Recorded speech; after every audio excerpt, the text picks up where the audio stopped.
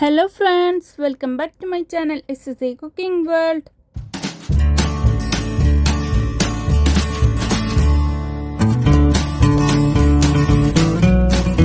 ഇന്ന് ഞാൻ നിങ്ങളുടെ മുമ്പിൽ വന്നിട്ടുള്ളത് നല്ല ടേസ്റ്റിയും ഹെൽത്തിയും വെറൈറ്റി ആയിട്ടുള്ള എല്ലാവർക്കും ഒരുപോലെ ഇഷ്ടപ്പെടുന്ന ഒരു ഈവനിങ് സ്നാക്കിൻ്റെ റെസിപ്പിയുമായിട്ടാണ് കേട്ടോ.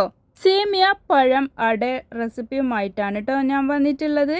അപ്പോൾ റെസിപ്പിയിലിട്ട് കടക്കുന്നതിന് മുമ്പായി നമ്മളുടെ ഈ ചാനൽ ഇതുവരെ സബ്സ്ക്രൈബ് ചെയ്യാതെയാണ് ഏതെങ്കിലും കൂട്ടുകാർ എവിടെയെങ്കിലും കണ്ടുകൊണ്ടിരിക്കുന്നുണ്ടെങ്കിൽ ഒന്ന് പോയി സബ്സ്ക്രൈബ് ചെയ്യാനും കൂടെയുള്ള ആ കുഞ്ഞു ബെൽ ബട്ടൺ ഒന്ന് പ്രസ് ചെയ്ത് സപ്പോർട്ട് ചെയ്യാനും മറക്കല്ലേ.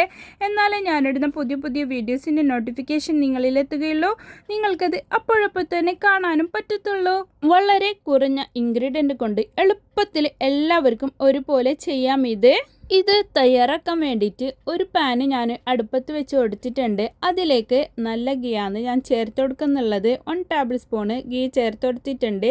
അതിലേക്ക് 1 കപ്പ് സേമിയാണ് കേട്ടോ ഞാൻ ഇട്ട് കൊടുക്കുന്നുള്ളത്. അത് 1 കപ്പ് സേമിയ ഇട്ട് കൊടുത്തിട്ടുണ്ട്. ചെറിയ സേമിയ തന്നെയാണ് ഇട്ട് കൊടുത്തിട്ടുള്ളത്. അതിനെ ഒന്ന് റോസ്റ്റ് ചെയ്തെടുക്കണം. എൻ്റെ കയ്യിൽ റോസ്റ്റ് ചെയ്ത സേമിയ അല്ലായിരുന്നു ഉണ്ടായിട്ടുള്ളത്, അപ്പോൾ അതുകൊണ്ടാണ് ഞാനൊന്ന് റോസ്റ്റ് ചെയ്തെടുക്കുന്നുള്ളത്. അതിലേക്ക് 1 കപ്പ് തന്നെ തിളച്ച വെള്ളം ഒഴിച്ചു കൊടുത്തിട്ട് നമുക്കതിനെ ഒന്ന് വേവിച്ചെടുക്കണം. അതിനെ ഒന്ന് മൂടി വെച്ചിട്ട് വേവിക്കാം. ഇത്രയും മതി. അപ്പോൾ അത് പെട്ടെന്ന് തന്നെ വെന്ത് കിട്ടുന്നുണ്ട് കേട്ടോ.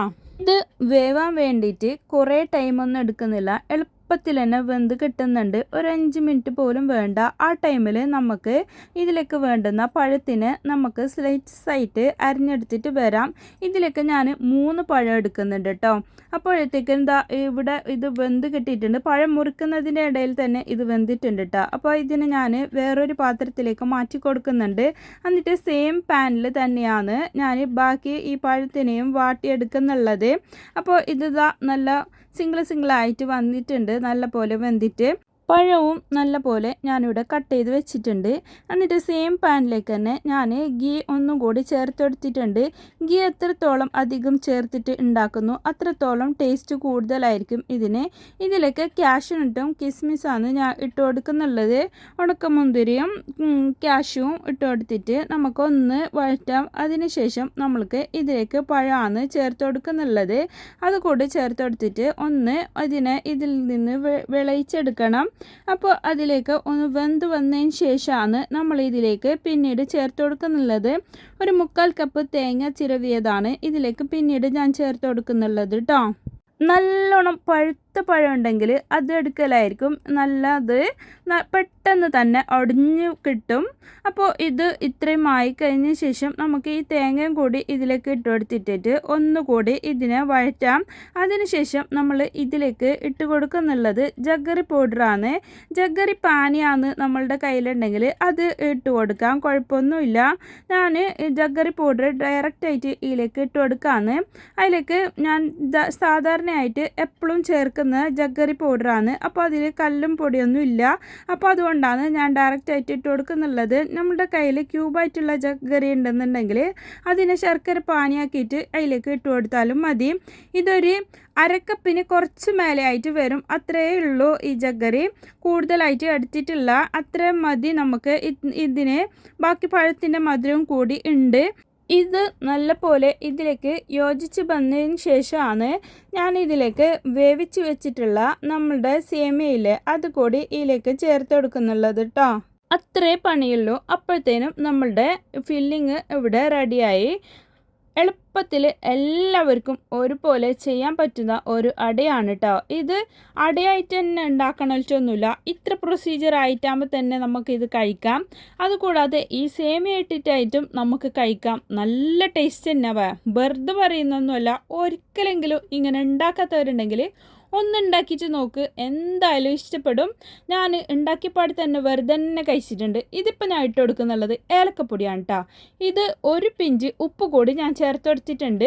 സേമിയ വേവിക്കുന്ന ടൈമിലൊന്നും ഞാൻ ഉപ്പ് ചേർത്ത് കൊടുത്തിട്ടില്ല, അതുകൊണ്ടാണ് ഇത് മൊത്തത്തിലായിട്ട് ഇടുന്ന ഈ ടൈമിൽ 1 പിഞ്ച് ഉപ്പ് കൂടി ചേർത്ത് കൊടുത്തിട്ടുള്ളത്. മധുരം ബാലൻസ് ചെയ്യാൻ വേണ്ടിയിട്ട് മധുരത്തിൻ്റെ എന്തുണ്ടാക്കുമ്പോഴത്തേനും 1 പിഞ്ച് ഉപ്പ് കൂടി ചേർത്ത് കൊടുക്കുന്നത് നല്ലതായിരിക്കും. ഇത് എല്ലാം നല്ല ഒരുപോലെ ഒന്ന് മിക്സ് ചെയ്ത് യോജിപ്പിച്ചെടുക്കാം. ഇങ്ങനെ കാണുമ്പോഴേക്ക് തന്നെ നല്ല പാങ്ങില്ലേ, അത് കഴിക്കുമ്പോഴത്തേന് അതിനേക്കാളും ടേസ്റ്റ്. ഇത് ഞാനൊരു വീഡിയോ കണ്ട് ഇൻസ്പിറേഷൻ തോന്നിയിട്ട് ഉണ്ടാക്കി നോക്കിയതാണ്. പക്ഷെ അത് കണ്ടപ്പോൾ തന്നെ എനിക്ക് ഭയങ്കര ഇഷ്ടമായി. മധുരത്തിൻ്റെ എന്ത് കണ്ടാലും എനിക്ക് ഭയങ്കര ഇഷ്ടമാണ്. അത് ഉണ്ടാക്കി നോക്കിയിട്ടാകുമ്പോൾ എനിക്ക് അതിനേക്കാളും ഭയങ്കര ഇഷ്ടമായി. അപ്പോൾ അതുകൊണ്ടാണ് ഞാൻ ഈ റെസിപ്പി നിങ്ങൾക്കും കൂടി ഷെയർ ചെയ്ത് തന്നിട്ടുള്ളത്. ഇതിനെ ഞാൻ വാഴയിലയിലാണ് കേട്ടോ ഇതിനെ ആവി കയറ്റി എടുക്കുന്നുള്ളത്. അപ്പോൾ വാഴയിലയിൽ കൂടിയിട്ട് ഇത് ഇങ്ങനെ ആവി കയറ്റി എടുക്കുമ്പോഴത്തേനും ഈ വാഴയിലേൻ്റെ സ്മെല്ല് കൂടി ഇതിലേക്ക് ആകുമ്പോഴത്തേന് വേറെ ഒരു പ്രത്യേക തരം ഒരു സ്മെല്ല് കൂടി കിട്ടുന്നുണ്ട് നമ്മളുടെ ഈ അടക്ക്. അപ്പോൾ സൂപ്പറായിട്ടുള്ള ഒരു അടയാണ് കേട്ടോ ഇത്. നല്ല ടേസ്റ്റ് തന്നെ. കുറേ കുഴച്ചിട്ട് അതിനെ പരത്തിയിട്ടൊന്നും നമുക്ക് കുറേ ടൈമൊന്നും വേസ്റ്റ് ആക്കേണ്ടെന്ന് ആവശ്യമില്ല. ഇത് എളുപ്പമല്ലേ, ഇങ്ങനെ ഒന്ന് അതിൻ്റെ ഫില്ലിങ്സ് ഉണ്ടാക്കിയാൽ മാത്രം മതി. എന്നിട്ട് ഇലയിലേക്ക് ഇങ്ങനെ ഇട്ട് കൊടുത്തിട്ടായിട്ട് ഒന്ന് ആവി കയറ്റിയിട്ട് എടുക്കുക സ്റ്റീമറിൽ വെച്ചിട്ട്. അത്രേ പണിയുള്ളൂ, എളുപ്പത്തിലായി കിട്ടും. ഒരു 10 മിനിറ്റിൻ്റെ ഉള്ളിൽ ചായ തിളക്കുന്ന സമയം മതി കേട്ടോ. ശരിക്കും പറഞ്ഞാൽ അപ്പത്തേനും ഇതായിട്ട് കിട്ടുന്നുണ്ട്. ഇത് ഒരു 5 മിനിറ്റ് ഒന്നും വേണ്ട, അപ്പത്തേന് ഇത് ആവി കയറ്റിയിട്ട് എടുത്താൽ മതി. കുറേ ടൈമൊന്നും വെന്ത് കിട്ടാനൊന്നും ഇല്ലല്ലോ. ഇത് നമ്മൾ മാവൊന്നും വെച്ചതല്ലല്ലോ. ഒന്ന് വെന്ത സാധനത്തിന് തന്നെ ഒന്ന് ഇലേൻ്റെ ഫ്ലേവർ കൂടി ഇതിലേക്ക് കിട്ടാൻ വേണ്ടിയിട്ട് ഒന്ന് സ്റ്റീം ചെയ്തെടുക്കുന്നതാണ്. അത്രയേ ഉള്ളൂ. അപ്പോൾ അതിന് ഇതാ പെട്ടെന്ന് തന്നെ ആയി കിട്ടിയിട്ടുണ്ട്. നമ്മളുടെ ഇല അട ഇവിടെ റെഡി ആയിട്ടുണ്ട്. സേമിയ പഴം അടയാണ് കേട്ടോ ഇത്. അപ്പോൾ ഹെൽത്തി ആയിട്ടുള്ള ഈ അട എല്ലാവരും ഇന്ന് തന്നെ വീട്ടിൽ ഉണ്ടാക്കിയിട്ട് നോക്ക്. ഷുവറായിട്ടും എല്ലാവർക്കും ഒരുപോലെ ഇഷ്ടമാവും.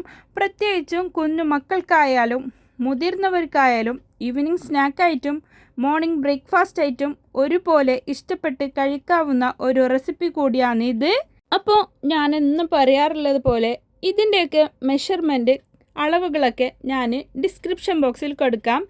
വേണ്ടവർ അത് പോയി ചെക്ക് ചെയ്ത് നോക്കിക്കോളൂ.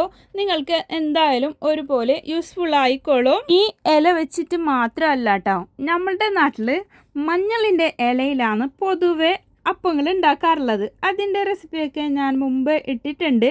ആ ഇല വെച്ചിട്ടും ഞാൻ ഉണ്ടാക്കിയിട്ടുണ്ട് കേട്ടോ. സെയിം ഫില്ലിങ് വെച്ചിട്ട് സെയിം അട തന്നെ ഞാൻ ഇതും ഉണ്ടാക്കിയിട്ടുണ്ട്.